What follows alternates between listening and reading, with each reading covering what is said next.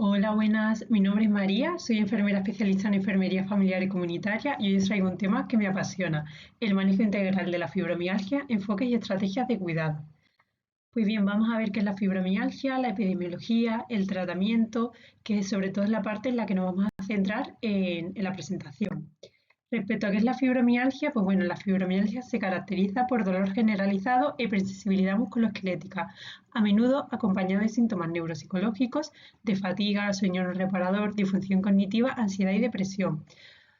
Pues como vemos, esto causa consecuencias negativas importantes para el funcionamiento tanto físico como social de la persona que lo padece.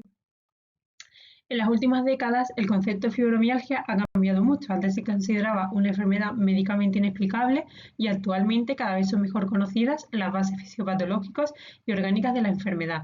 Sin embargo, su diagnóstico y manejo terapéutico siguen siendo un desafío para los profesionales de la salud. Y bueno, es muy importante conocer cuáles son los síntomas principales de la fibromialgia. Se caracteriza sobre todo por dolor generalizado, que afecta a músculos y tejidos blandos, descrito como un ardor o dolor profundo. También fatiga crónica, que es una sensación de cansancio extremo por parte del paciente a pesar de haber descansado. Trastornos del sueño, fibroniebla, que son dificultades cognitivas, faltas de concentración, memoria deficiente, y hipersensibilidad, es decir, dolor incrementado ante estímulos que normalmente no son. Y bueno, respecto a la epidemiología, es la principal causa de dolor crónico generalizado, siendo la prevalencia de un 2,5% en la población adulta. Sobre todo es más frecuente en mujeres de edad media, de 30 a 50 años, estimándose una razón de 2 mujeres por un hombre. En las consultas de reumatología, la prevalencia de la fibromialgia es superior al 12% total de las consultas.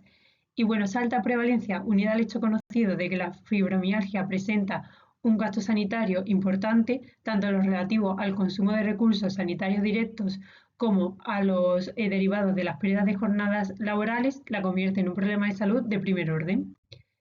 Respecto al tratamiento, pues bueno, la fibromialgia, sobre todo cuando viene un paciente a consulta, el principal foco es el manejo del dolor. ¿Y cómo tratamos este dolor? Pues sobre todo a través de fármacos. Sin embargo, solo un tercio de los pacientes que recibe un fármaco activo en los ensayos clínicos logra una mejoría clínicamente significativa. Y hay otra serie de terapias no farmacológicas que la evidencia respalda y pueden ser muy beneficiosas para estos pacientes y son las que vamos a tratar. El objetivo primordial del tratamiento debe ser mejorar los síntomas y la calidad de vida de los pacientes con fibromialgia. Por tanto, está perfecta la solución número uno, que cuando vamos a consulta pues suele ser la medicación, pero sobre todo tenemos que fomentar con estos pacientes el locus de control interno, ¿vale? ¿Qué me viene bien? Empoderarme en mi salud, y nosotros tomar mayoritariamente las decisiones, porque al final no deja de ser una enfermedad que todavía necesita mucha evidencia científica y lo que les viene bien a unos pacientes pues no les vienen bien a otros. Por tanto, vamos a ver aquí diversos tipos de soluciones que pueden mejorar la enfermedad. ¿Y cuál es la solución primordial? Pues cambiar nuestros hábitos. ¿Qué podemos cambiar? El comer mal, el ser sedentarios, el no saber dormir, el gestionar mal el estrés. Esto es maravilloso porque a veces yo le digo a los pacientes, en la vida nos ocurren muchas cosas, pues si tenemos un jefe de trabajo que pues no nos cae muy bien, o un compañero, pues eso no depende de nosotros porque no vamos a cambiar a esas personas. ¿Qué depende de nosotros? Depende el control de nuestra vida, el control de nuestros hábitos. Entonces, muy importante, el objetivo número uno, centrarme en mi fuerza vital, en mis hábitos.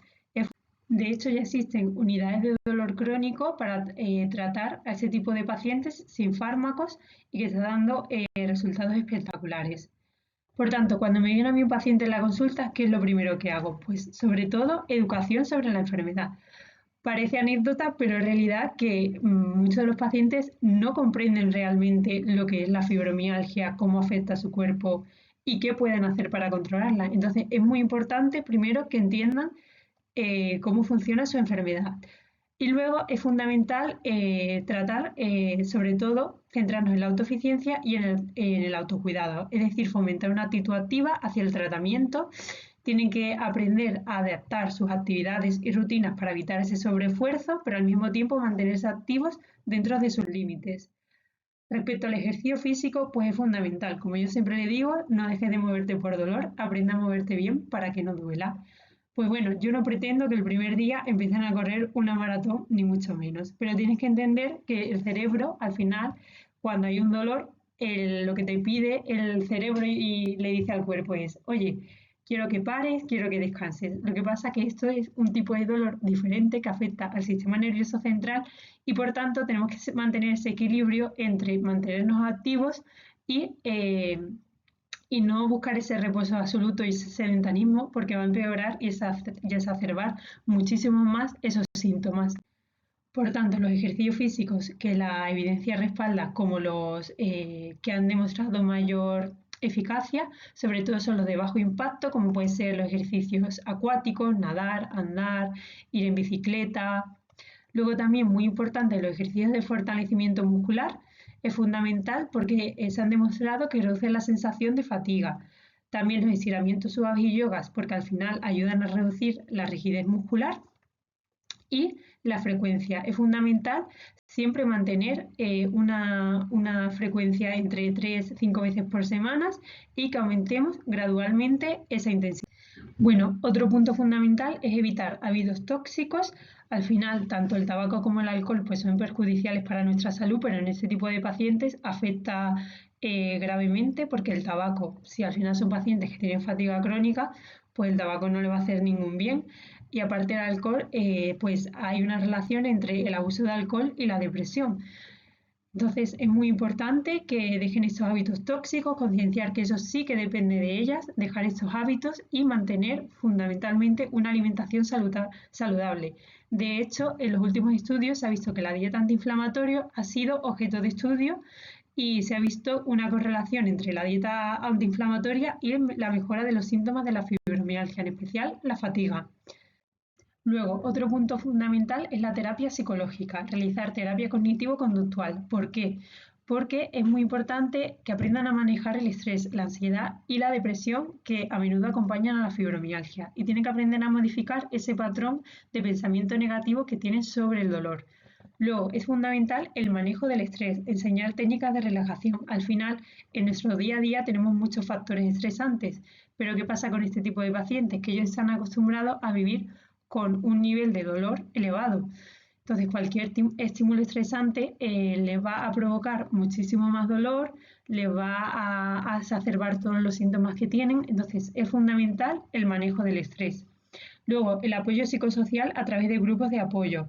Pues bueno, yo hice un estudio con pacientes con fibromialgia, con 200 pacientes, un ensayo clínico en el que probaba diferentes estrategias de ejercicio aeróbico y bueno, al final creé estos grupos de apoyo y puedo decir a través de mi experiencia que va maravillosamente, porque no solo comparten experiencias, sino también consejos que pueden ayudarles a reducir el aislamiento y a proporcionar un espacio para ese intercambio emocional y de empatía que muchas veces pues no encuentran. Y el asesoramiento familiar es muy importante, enseñar a los familiares a apoyar a estas personas y no hacerlas dependientes, es fundamental. Y bueno, vamos a ver ahora otro punto fundamental que es la higiene del sueño, porque como ya hemos visto, el trastorno del sueño es uno de los síntomas principales. Por tanto, ¿qué es lo fácil? Pues lo fácil es tomarse una medicación, una pastilla para el sueño. Lo complicado es establecer un patrón de sueño regular.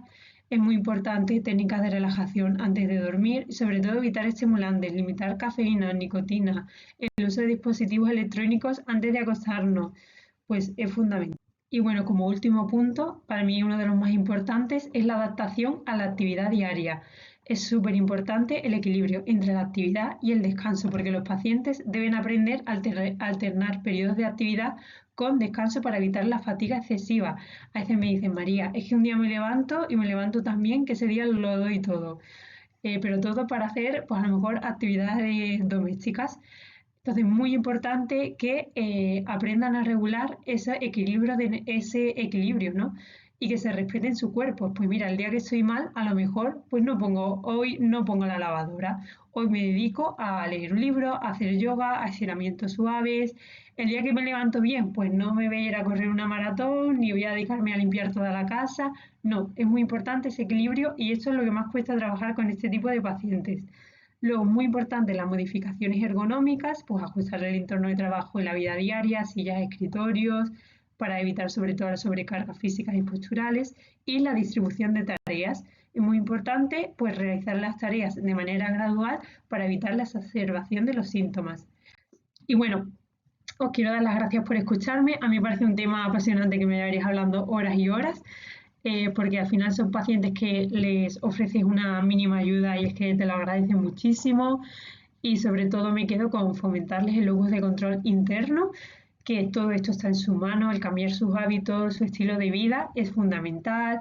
Pues hay muchísimas más cosas, llevar un diario dietético, de que le sienta bien, qué alimentos le sienta bien, qué le sienta mal y trabajarse en sí misma, porque sí se puede aprender a vivir bien y a vivir con fibromialgia.